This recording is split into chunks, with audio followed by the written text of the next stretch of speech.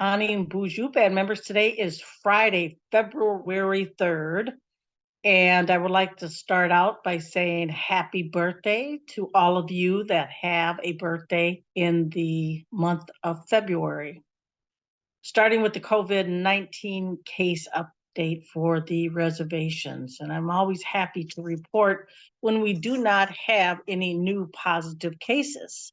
Therefore, we are still at the same numbers as my last video.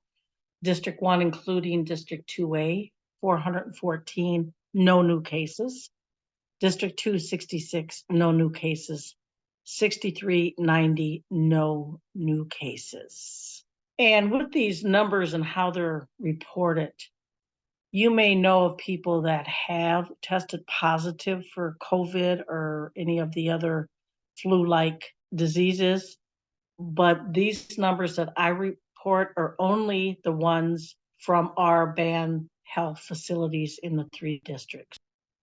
So yesterday I attended the Progress Act negotiated rulemaking meeting, and I was appointed by Secretary of Interior Deb Haaland to sit on this committee with many other tribal leaders across the United States and Alaska.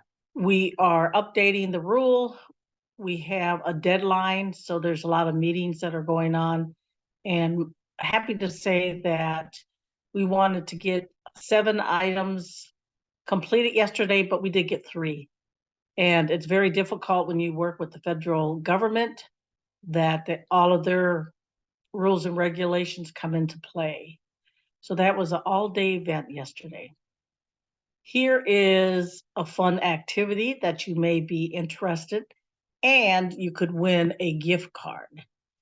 You're asked by the Department of Natural Resources to post a picture of a winter landscape for a chance to win a $100 Mille Lacs Corporate Ventures gift card. The photo with the most likes will be the winner.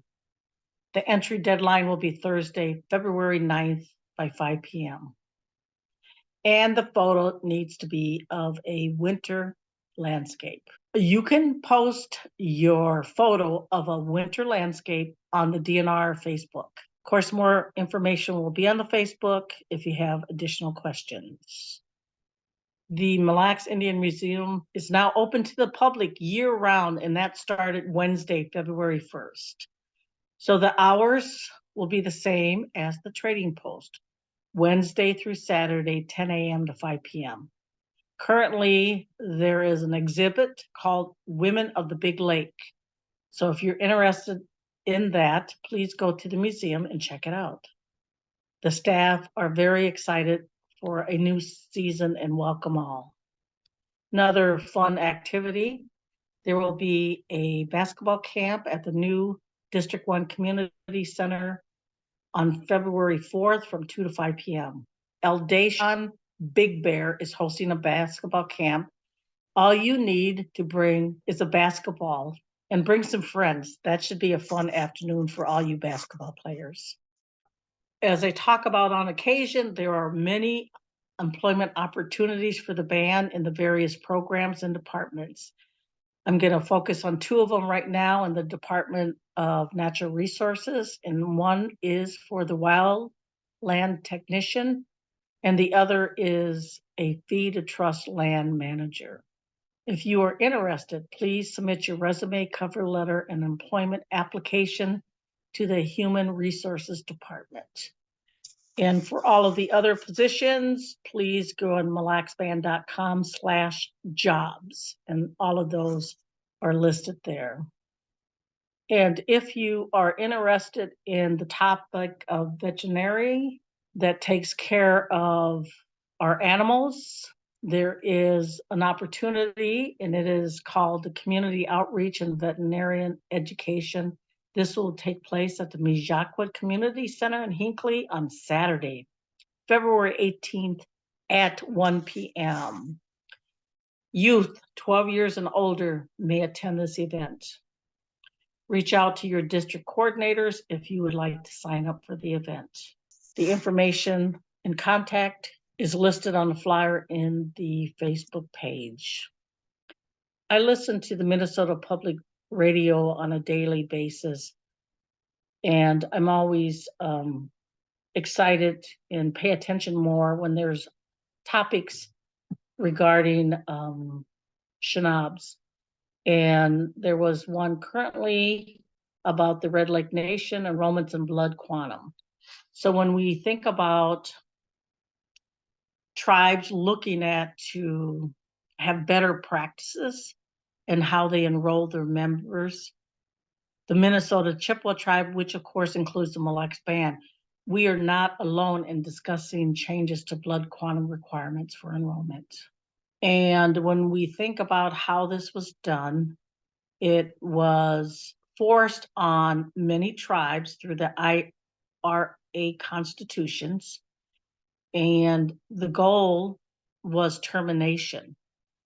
And so those federal officials created the idea of a blood quantum, knowing that at one point that blood would be diminished where there wouldn't be any American Indians enrolled because the lack of blood quantum. And when you think about that, it was the federal government's strategy to eventually reduce tribal membership until there were no more tribal members. And if we look across the country, and if you are interested in that, there are many tribal communities that are facing that. Again, we had a couple of meetings, District 1 and District 3, about the discussion of enrollment. And our next couple of meetings will be in District 2 in the urban area. Hopefully you can attend these meetings, and you can attend any of them that you would like. And there's a lot of misinformation out there from individuals that don't know completely what was going on. So we want to make sure that when you talk about this topic with your family, that you have some tools of information that you can share. In addition to having enrollment meetings, I'm also going to have community meetings on the strategic plan for the band, for net revenue allocation schedule, all of these different topics that I think of interest to many band members. The goal is to schedule a Mille Lacs Band convention where we will set up meetings in different rooms at different times so you can specifically look at and hear the topic and ask questions. And as I had stated in the State of the Band address, that foster care and foster care parents who are willing to be licensed to take in our children, I wanted to have more discussion on that as well. So there will be the discussion of the opportunities and challenges of being a foster care parent. So those are a couple of the items that we will focus on in our convention. And as we get it organized, we'll send out more information, and we hope to see you. With that, I'd like to say good day, and I will talk to you soon. Miigwech.